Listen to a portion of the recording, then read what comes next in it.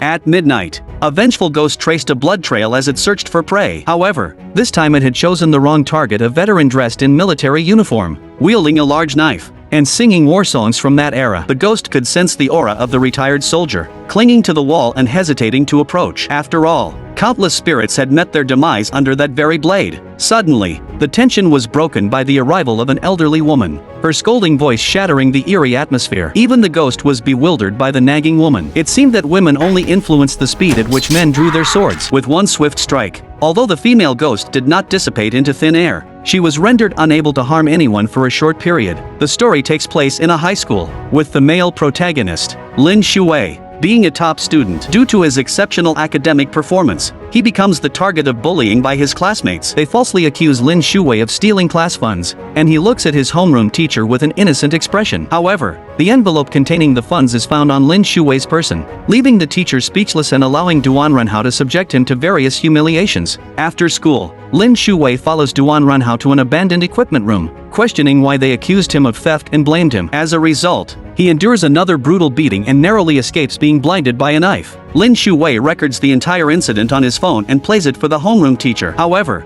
the teacher believes that Lin Shu-wei's goal should be to improve his relationship with Duan Runhao, rather than confront them directly. In an attempt to ease the tension between Lin Shu-wei and Duan Runhao, the teacher arranges for them to visit the community and care for the elderly and widowed. To their horror, these individuals display a complete lack of humanity, playing cruel pranks on the elderly by drawing ghostly faces on their faces and binding them to chairs, then spinning them around using a water hose. Only after they have had their fun do they take photos as evidence. Later, the group arrives at the home of a retired veteran and discovers a heavy metal box. Duan Runhao suspects that it contains gold bars, so they sneak back into the veteran's house at night to steal the box. As they exit the room, strange sounds echo through the corridor. Using a flashlight, they discover two monsters feasting on a corpse. The four of them are terrified, clutching the box tightly and fleeing frantically. As they were about to reach the street, they were taken by surprise when the small creature they encountered was hit by a car and fell to the ground. The driver, in a split second, accelerated and disappeared into the night. They approached to check the situation, but the small creature suddenly leaped up and pounced on one of them. In a critical situation, Duan Runhao swung a shovel and knocked it unconscious, a moment perfectly captured by a nearby surveillance camera. Concerned about leaving evidence behind, Duan Runhao decided to take the small creature with them. When they arrived at the equipment room, they discovered that the box contained only military medals and old documents belonging to the veteran. They had gone through a whole night's ordeal and found nothing valuable, but instead gained an additional corpse. Just as they were feeling frustrated about the situation, the deceased small creature unexpectedly resurrected. It stood up in an extremely eerie posture, with its neck rotating 180 degrees. The sight left the group in shock and disbelief. Faced with the four of them, the small creature prepared to escape. Its vulnerability to strong sunlight became evident, and the group laughed excitedly, quickly using a mirror to reflect the sunlight. The hapless creature had nowhere to hide, so it reluctantly took refuge in a cardboard box. Duan Runhao's face twisted into a sinister expression as if he had discovered a new continent. They tied up the small creature to a pillar. In order to prove that it wasn't human,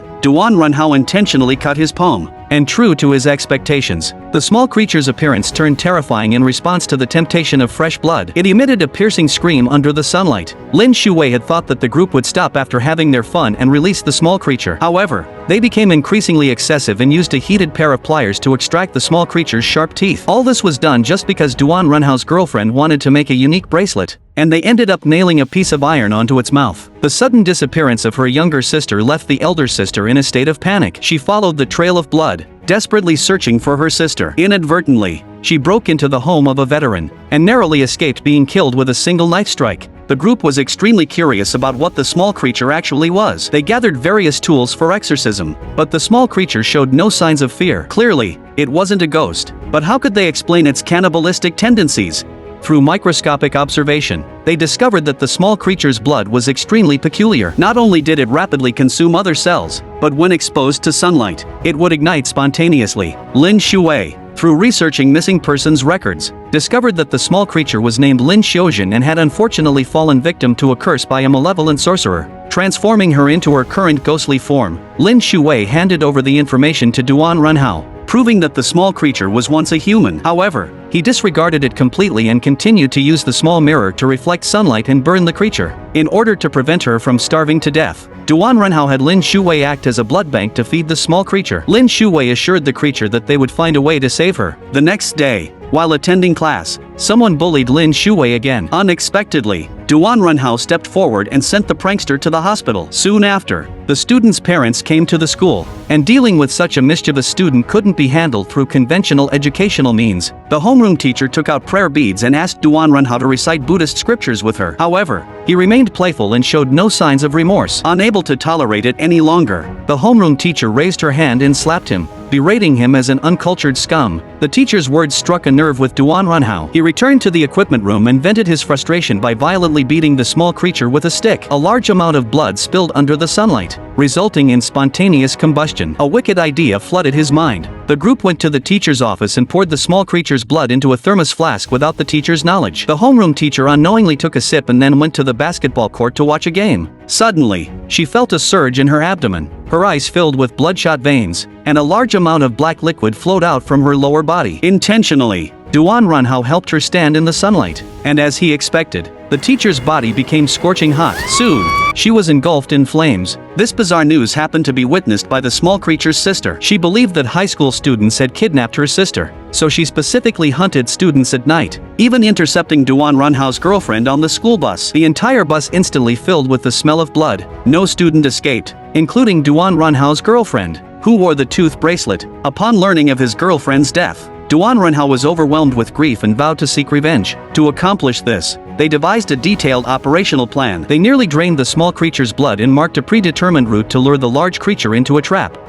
Next, they sealed off all entrances to the equipment room, leaving only one iron door. They filled the firefighting equipment with gasoline. Once the large creature entered the trap, Duan Runhao would set the room on fire, burning the sisters alive. The plan seemed foolproof, but the crucial task of closing the door fell upon Lin Shu-wei. Lin Shu-wei was well aware that these individuals had never cared about his life or well-being. He, like the small creature, was a pitiful victim of their bullying. With this in mind, he secretly loosened a piece of metal and instructed the small creature to escape with her sister through that opening when the time came. Meanwhile, the large creature's vengeful rampage continued at the school, claiming the lives of countless innocent students due to Duan Runhao's actions. As night fell, the other three members of the group reached their designated positions according to the plan. At that moment, Lin Shu-wei intentionally suggested swapping positions with the person hiding in the metal barrel. Unsurprisingly, his request was outright rejected. They had never considered him a friend. Since that was the case, they would receive their deserved fate. Seeing that the large creature had found their location, Lin Shu-wei deviated from the original plan. Instead, he ran ahead into the equipment room,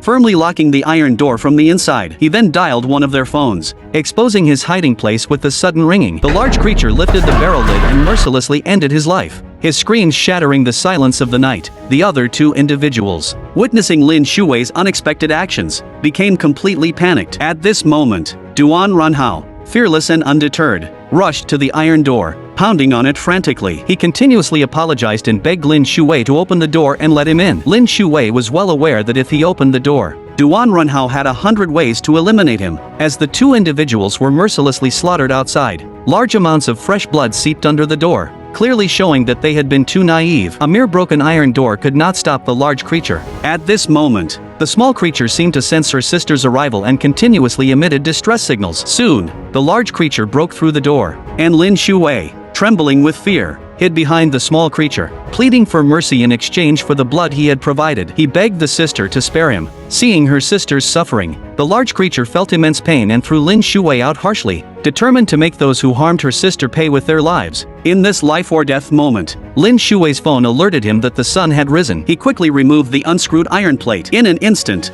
the dazzling sunlight shone upon the sister, eliciting a piercing scream. Witnessing this scene, the large creature selflessly rushed in front of her sister, shielding her from the scorching sunlight with her own body. At the same time, she exerted all her strength to tear apart the iron chains on her sister. However, the sunlight grew stronger, and her own strength diminished. In the final moments of her life, the two sisters embraced tightly, burning together into ashes. Lin Shu-wei had thought that Duan Runhao had been eradicated, and he could live with dignity. However, the truth proved to be so cruel. Looking at his unrepentant classmates, Lin Shu-wei's defenses crumbled completely. Since he couldn't change the reality, he decided to be destroyed along with it. Lin Shu-wei secretly poured the blood into the soup, ensuring that his classmates consumed their final meal, including himself. As the sunlight penetrated the classroom, the classmates behind him began to spontaneously combust. Lin Shu-wei shouted loudly, ultimately turning into flames of anger. This is a film disguised as a horror movie, but it provokes the audience to contemplate school bullying and human nature in a darkly humorous manner. It ruthlessly exposes the ugliness within the human heart. Indeed,